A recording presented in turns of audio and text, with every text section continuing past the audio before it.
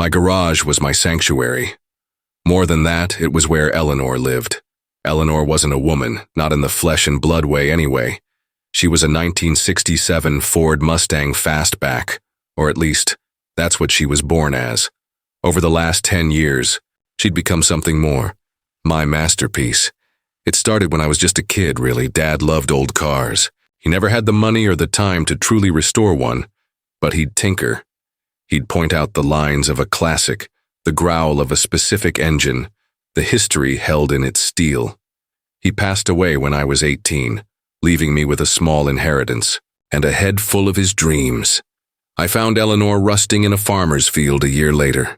She was a shell, a ghost. But I saw what Dad would have seen, potential. So I bought her, towed her to the garage behind the little house I'd managed to get a mortgage on, and I started. Every spare cent, every spare minute went into Eleanor. I learned welding, bodywork, engine mechanics, upholstery.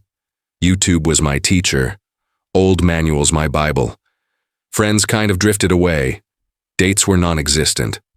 My life was my day job as a machinist, precise, careful work that paid the bills, and my nights and weekends with Eleanor. The smell of grease, oil, and old metal was my perfume. My hands were permanently stained, knuckles always bruised. I talked to, her, you know? "Come on, girl, just a little more," I'd coax as I wrestled a stubborn bolt. Or "Looking good, Eleanor, real good." When a newly painted panel gleamed under the garage lights, she wasn't just a car, she was a piece of me, a tribute to my dad, a decade of my life poured into every curve, every bolt, every stitch. The engine was a beast I'd rebuilt myself, a 390 V8 bored out, with a cam that gave it a lumpy, aggressive idle. The paint was a custom deep cherry red, so deep it looked black in the shadows, but exploded with color in the sun. I'd handcrafted wooden accents for the interior, something Dad would have loved. The leather seats, I'd stitched them myself. The smell rich and comforting. This past spring, after 10 long years, she was finally ready. Not just running, but perfect. Every detail, every nut and bolt was exactly as I'd envisioned. My heart swelled every time I just looked at her. It was a feeling so big it sometimes felt like it would burst out of my chest. Pride, yes, but also love. A deep, quiet, steadfast love. I hadn't driven her much. A few test runs up and down my quiet suburban street late at night, just to make sure everything was mechanically sound. I was waiting for the right moment, the perfect moment for her true maiden voyage. A new neighbor had moved in across the street a few weeks ago. A woman.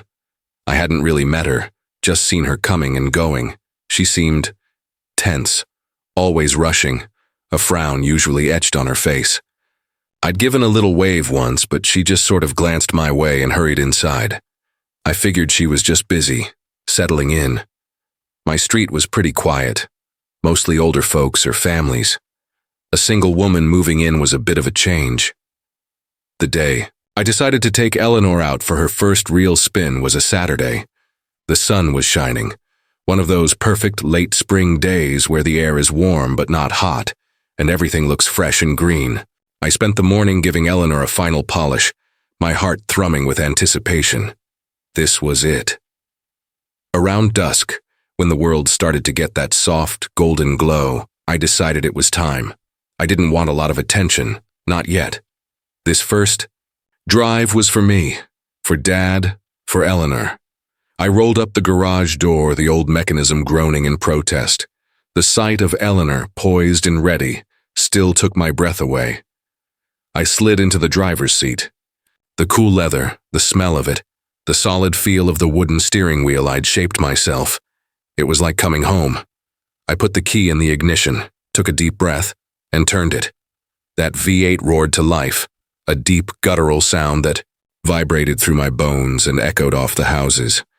It wasn't obnoxiously loud, not like some of those souped-up monsters, but it was powerful. It had soul. A grin stretched across my face. I let it idle for a minute, listening to that beautiful rumble, the song of 10 years of labor. I checked my mirrors, put her into gear, and slowly, carefully, began to ease Eleanor out of the driveway. I was so focused on the feel of the clutch, the response of the engine, the sheer joy of it, that I didn't notice my new neighbor, Clara. I'd learned her name from a piece of misdelivered mail, standing on her porch, watching me. As I backed out onto the street, her voice cut through the evening air, sharp and panicked. Hey, what do you think you're doing? I stopped, surprised. I rolled down the window, a little confused. Evening, I said, trying to be friendly. She marched down her steps, phone already in her hand. Her face was pale, her eyes wide and angry. Don't you evening me. I'm calling the police. You can't just steal someone's car. Steal? I blinked. Ma'am, I don't understand. This is my car. She scoffed, a harsh, disbelieving sound. Your car? I've seen this car. It's been in that garage for weeks, maybe months. Mr. Henderson's car. Mr. Henderson was my elderly neighbor who'd moved into a nursing home about 6 months ago. His family had cleared out his house, which was how this woman, Clara, had bought. He'd had an old beat-up sedan, nothing like Eleanor. No, I said, a knot forming in my stomach. This was not how I envisioned Eleanor's first drive. Mr. Henderson moved out. This is my house, and this is my car. I restored it. Restored. It? She repeated, her voice dripping with sarcasm. Right. And I suppose you just happened to finish restoring it tonight and decided to take it for a joyride. I saw you. You were sneaking around. Sneaking? I was savoring the moment. My joy started to curdle into a mix of frustration and hurt. I wasn't sneaking. I was taking my time. This car means a lot to me. I'll bet it does. She snapped, already talking into her phone. Yes, I need to report a car theft in progress. 121 Oak Street. He's right here. A red Mustang. Yes, he's trying to tell me it's his, but I know it's not. My heart sank. This was escalating, and fast. Ma'am, please. I tried, keeping my voice calm, though inside I was starting to feel a tremor of anger. My name is Leo Maxwell. I live here. The registration is in the glove box. I can show you. Don't you move, she commanded, as if I were a hardened criminal. The police are on their way. They can sort out your lies. I sighed, cut the engine, and put my hands on the steering wheel. The beautiful rumble died, replaced by an awful, awkward silence, punctuated only by her sharp breathing and the distant chirp of crickets. My perfect moment was shattered. All that anticipation, all that joy, had turned into this ugly confrontation. I looked at Eleanor's gleaming hood and a wave of protectiveness washed over me, followed by a deep ache. She didn't deserve this. I didn't deserve this. It felt like an eternity, but it was probably only 5 or 10 minutes before the blue and red lights flashed at the end of the street. A police cruiser pulled up and 2 officers got out, calm and professional. Clara rushed towards them, pointing. That's him, officers. He's trying to steal Mr. Henderson's classic car. I saw him. One officer approached me while the other listened to Clara. Evening, sir, the officer said, his hand resting near his sidearm. Can you step out of the vehicle for me, please? I did, slowly. My legs felt a little shaky. This was surreal. Officer, I said, my voice sounding tired even to my own ears. This is my car. My name is Leo Maxwell. I live in this house. I gestured to my front door. I've spent 10 years restoring this car. The registration, the title, everything is in the glove compartment. The officer looked from me to the car, then to Clara, who was still talking animatedly to his partner. All right, sir. Do you have your driver's license on you? I nodded, pulled out my wallet and handed it over. He took it, shone his flashlight. On it, then on my face. Okay, Mr. Maxwell. And you're saying this vehicle is registered to you? Yes, sir. It is. It's my project. My masterpiece, you could say. The words felt hollow now. The other officer came over. She seems pretty convinced it belonged to the previous owner of her house, a Mr. Henderson. Mr. Henderson drove a beige '98 sedan, officer, I said. With all due respect to him, it was nothing like this. His family sold it when he moved. This car has been in my garage for a decade. She's new to the neighborhood. She just misunderstood. Clara, hearing this, marched back over. Misunderstood. I saw you. You were acting shifty, and that car is way too fancy for... She trailed off, maybe realizing she was about to say something truly insulting. The first officer gestured to the glove compartment. Mind if I take a look, Mr. Maxwell? Not at all, I said, relieved. Please, it's all in there. He carefully opened the door, leaned in, and retrieved the leather pouch where I kept Eleanor's papers. He took them back to his cruiser, presumably, to run the plates and check the VIN. The silence now was even thicker. Clara stood with her arms crossed, still glaring at me, though maybe with a tiny bit less certainty. I just stood there, feeling weary and incredibly sad. I looked at Eleanor. Her cherry-red paint seemed to absorb the flashing blue and red lights, making her look almost bruised. After a few minutes, the officer returned. He handed me back my license and the pouch of documents. Well, Mr. Maxwell, he said, a slight hint of apology in his tone. Everything appears to be in order. The vehicle is registered to you, has been for quite some time, it seems. He turned to Clara. Ma'am, it appears there's been a misunderstanding. This is Mr. Maxwell's vehicle. He lives here. Clara's face went through a series of changes. First confusion, then dawning realization, then a flush of deep, mortified red that spread from her neck all the way up to her hairline. Her jaw, which had been set so stubbornly, seemed to slacken. Oh, she whispered. Just, oh. The officer continued. We appreciate you being vigilant, ma'am, but in this case, it's a false alarm. He gave me a nod. Sorry for the disturbance, Mr. Maxwell. Beautiful car, by the way. Thank you, officer, I said, my voice quiet. They got back in their cruiser and drove off, the flashing lights disappearing down the street, leaving behind an even more profound silence. It was just me and Clara standing there in the twilight, with Eleanor between us. Clara wouldn't look at me. She stared at the ground, at her shoes, anywhere but at my face. The anger was gone, replaced by an almost painful embarrassment. I am so sorry, she finally mumbled, her voice barely audible. I don't know what to say. I saw the car, and it's so incredible, and I assumed. I've been a bit on edge since I moved in, and... She gestured vaguely. There was a break-in down the street last month. Before I moved, I heard about it. I just jumped to conclusions. Horrible conclusions. I let out a slow breath. The anger I'd felt earlier had mostly dissipated, replaced by a lingering ache of disappointment, but also a sliver of, well, maybe understanding. She was new, alone, a little scared. It's okay, I said, though it wasn't, not really. My perfect moment was gone, but yelling about it wouldn't bring it back. No, it's not okay, she insisted, finally looking up at me. Her eyes were full of genuine remorse. It was awful of me. I accused you, I called the police on you, on your own property, with your own car. I feel like a complete idiot and a terrible neighbor. I managed a small smile. Well, you were just trying to be a good neighbor in a way, looking out for things. She shook her head. I was being a presumptuous fool.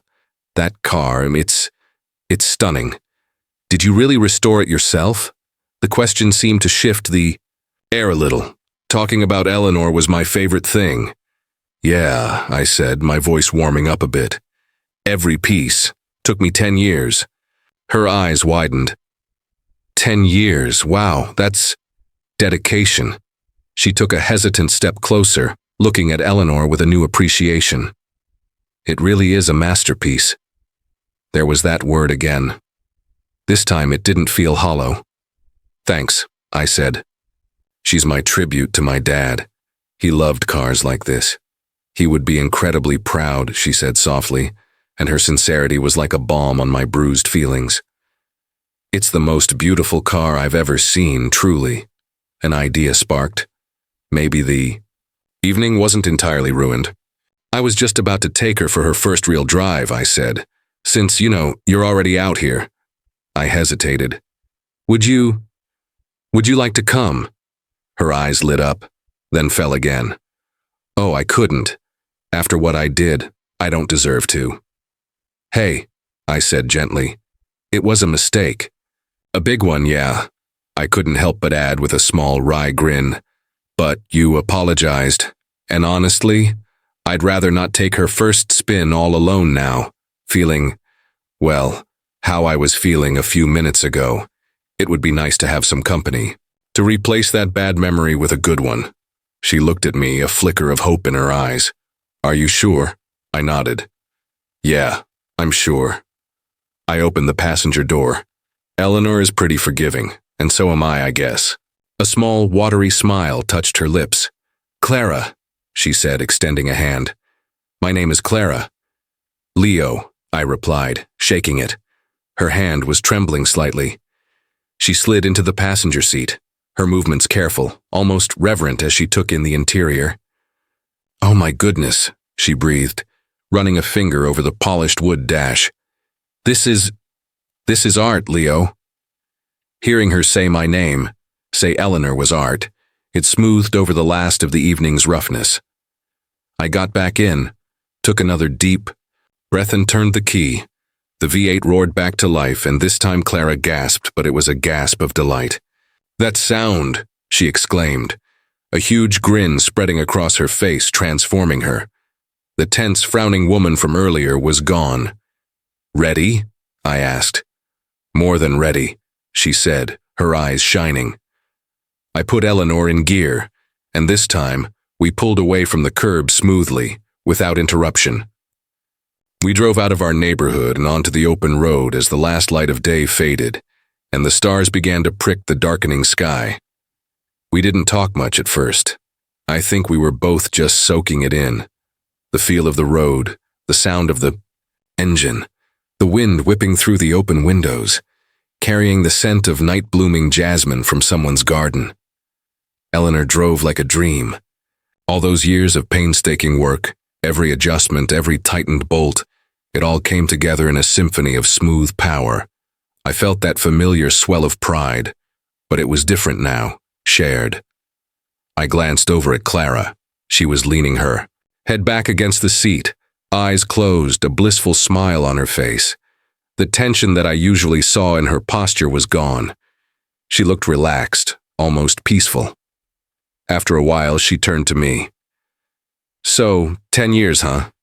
Tell me about it. And I did. I told her about finding Eleanor, about my dad, about learning each skill, the frustrations, the small victories. I told her about the late nights, the busted knuckles, the way I'd talk to the car as if she could understand. I probably sounded like a crazy person, but Clara just listened, her expression rapt, asking questions now and then that showed she was genuinely interested. It's like you poured your soul into her, she said quietly when I finally paused. I guess I did, I admitted. A big piece of it anyway.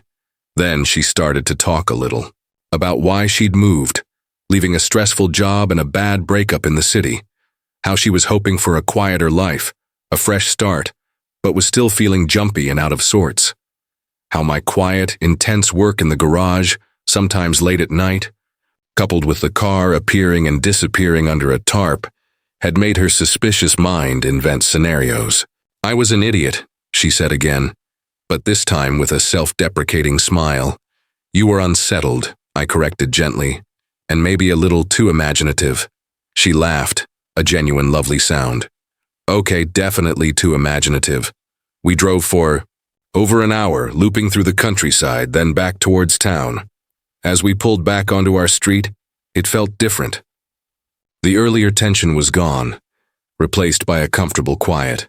I parked Eleanor back in the driveway, letting the engine idle for a moment, reluctant to end the drive. Thank you, Leo, Clara said, her voice soft. Thank you for everything, for forgiving me, for this. She gestured around the car. This was amazing. You're incredibly talented. Thanks for coming, I said. You made her first real drive memorable.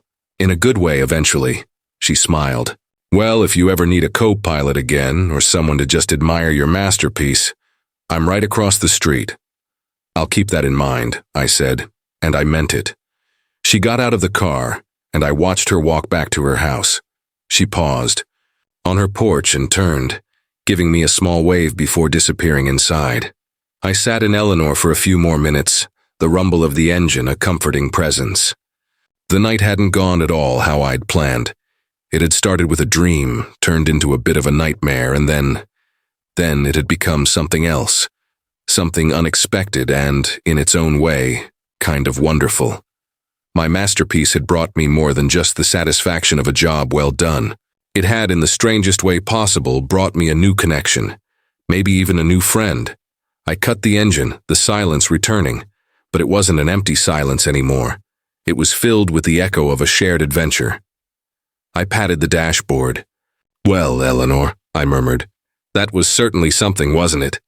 And as I walked into my own house, I found myself smiling. Maybe that first drive, with all its drama and unexpected turns, was exactly the kind of maiden voyage Eleanor and I were meant to have. It was real, it was emotional, and it was definitely unforgettable, just like the car herself, and maybe, just maybe, like the new neighbor across the street.